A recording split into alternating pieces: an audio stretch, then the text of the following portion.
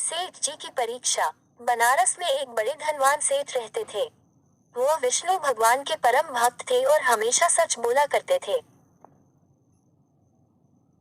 एक बार जब भगवान सेठ जी की प्रशंसा कर रहे थे तभी माँ लक्ष्मी ने कहा, स्वामी, आप इस सेठ की इतनी प्रशंसा किया करते हैं, क्यों न आज उसकी परीक्षा ली जाए और जाना जाए कि क्या वह सचमुच इसके लायक है या नहीं।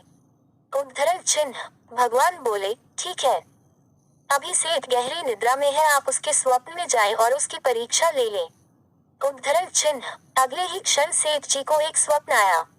स्वप्न में धन की देवी लक्ष्मी उनके सामने आई और बोली, हे मनुष्य, मैं धन की दात्री लक्ष्मी हूँ। सेठ जी को अपनी आंखों पर यकीन नहीं हुआ और वो बोले, हे माता, आपने साक्षात अपने दर्शन देकर मेरा जीवन धन्य कर दिया है। बताइए मैं आपकी क्या सेवा कर सकता हूँ। कुछ नहीं, मैं तो बस इतना बताने आई हूँ कि मेरा स्वभाव चंचल है और वर्षों से तुम्हारे भवन में निवास करते करते मैं ऊब चुकी हूँ और यहाँ से जा रही हूँ। उद्धरण चिन्ह। सेठ जी बोले, मेरा आपसे निवेदन है कि आप यहीं रहे, किंतु अगर आपको यहाँ अच्छा नहीं लग रहा है तो मैं भला आपको कैसे रोक सकता हूँ। आप अपनी इच्छा अनुसार जहाँ चाहे जा सकती हैं। उद्धरण चिन्ह। और माँ लक्ष्मी उसके घर से चली गई। थोड़ी देर बाद वे रूप बदल कर पुनः सेठ के स्वप्न में यश के रूप में आई और बोली, सेठ, मुझे पहचान रहे हो। सेठ, नहीं महोदय, आपको नहीं पहचाना। यश में यश हूँ, मैं ही तेरी कीर्ति और प्रसिद्धि का कारण हूँ। लेकिन अब मैं तुम्हारे साथ नहीं रहना चाहता क्योंकि माँ लक्ष्मी यहाँ से चली गई है, अतः मेरा भी यहाँ कोई काम नहीं। उद्धरण चिन्ह। सेठ, ठीक है, यदि आप ही जाना चाहते हैं तो वही सही। उद्धरण चिन्ह। सेठ जी अभी भी स्वप्न में ही थे और उन्होंने देखा कि वह दरिद्र हो गए हैं और धीरे धीरे उनके सारे रिश्तेदार व मित्र भी उनसे दूर हो गए हैं। यहाँ तक कि जो लोग उनका गुणगान किया करते थे वो भी अब बुराई करने लगे हैं। कुछ और समय बीतने पर माँ लक्ष्मी धर्म का रूप धारण कर पुनः सेठ के स्वप्न में आई और बोली, मैं धर्म हूँ। माँ लक्ष्मी और यश के जाने के बाद मैं भी इस दरिद्रता में तुम्हारा साथ नहीं दे सकता, मैं जा रहा हूँ। उद्धरण चिन्ह। जैसी आपकी इच्छा, सेठ ने उत्तर दिया और धर्म भी वहां से चला गया। कुछ और समय बीत जाने पर माँ लक्ष्मी सत्य के रूप में स्वप्न में प्रकट हुई और बोली, मैं सत्य हूँ। लक्ष्मी, यश और धर्म के जाने के बाद अब मैं भी यहाँ से जाना चाहता हूँ। उद्धरण चिन्ह।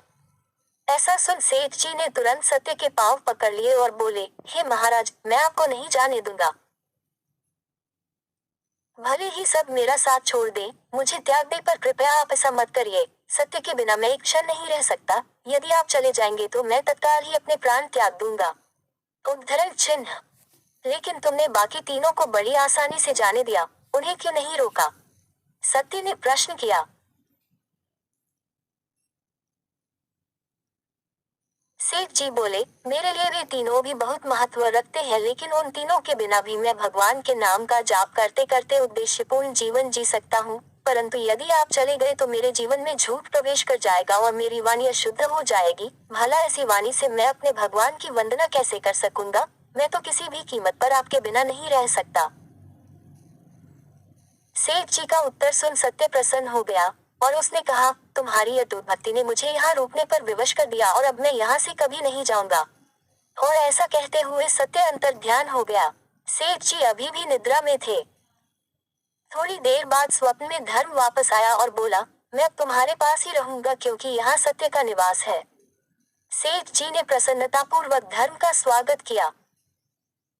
उसके तुरंत बाद यश भी लौट आया और बोला, जहाँ सत्य और धर्म है वहाँ यश स्वतः ही आ जाता है, इसलिए अब मैं भी तुम्हारे साथ ही रहूंगा।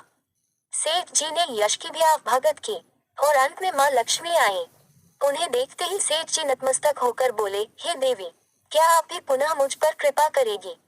अवश्य, जहाँ सत्य, धर्म और यश हो वहाँ मेरा वास निश्चित है। माँ लक्ष्मी ने उत्तर दिया। यह सुनते ही सेठ जी की नींद खुल गई। उन्हें यह सब स्वप्न लगा, पर वास्तविकता में वह एक कड़ी परीक्षा से उत्तीर्ण होकर निकले थे। मित्रों, हमें भी हमेशा याद रखना चाहिए कि जहाँ सत्य का निवास होता है वहाँ यश, धर्म और लक्ष्मी का निवास स्वतः ही हो जाता है। सत्य है तो सिद्धि, प्रसिद्धि और समृद्धि है।